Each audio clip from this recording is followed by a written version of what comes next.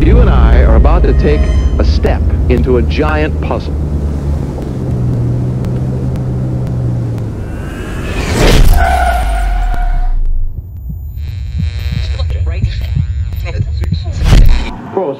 What is your condition? I don't know. Something just hit my car. I don't know how to explain it. Strange. Are you, what's your condition? Are you okay? Something attacked my car. I heard the glass breaking and the locks, the brakes locked up. I don't know what's going on. 10-4, I'll get hold of 406 Stephen and send him along the way.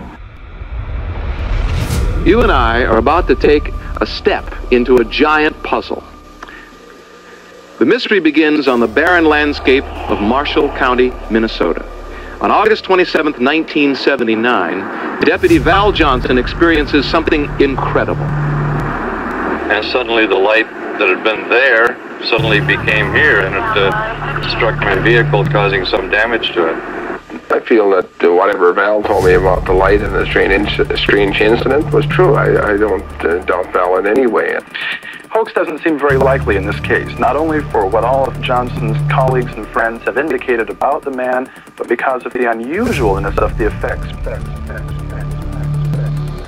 Mr. Meridian French, a crash technician for the Ford Motor Company. The request was made by Mr. Allen Henry to Ford Motor Company, and through the normal chain of command down to the glass division. I, as the so-called glass expert, was asked to come out and examine the windshield.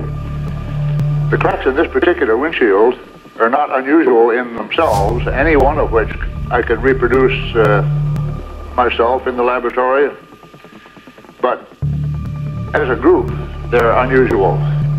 French traced the outlines of the shattered windshield in order to analyze the fracture. I'm convinced that the fractures, as we see here, were made by some type of a blow from the outside of the glass by some firm, probably hard object, but with not sufficient force to crush the glass, but enough force to bend the glass to the point of breaking it. I have not seen anything like this before.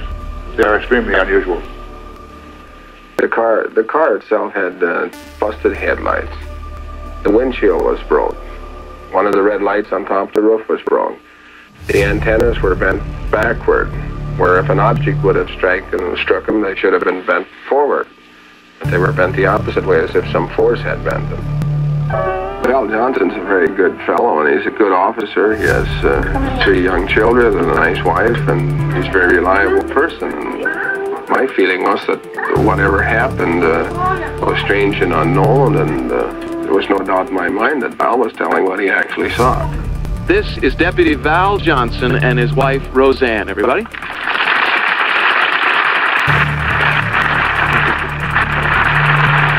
Val, since that incredible experience that has shocked us all, have you had any other experiences, any other close encounters? No, sir, no. Had you had any before this? No, this is the first one. Well, how has it changed your life? Well, it's brought our family unit closer together. Because it scared everybody so much, you mean? Well, there was a lot of people confused about it, and a lot of unusual stories that came out about it. But it's brought us closer together as a family unit. Was it a religious experience for you? Many times these events are a religious experience. Upon reflection afterwards, it's been about 6 months now.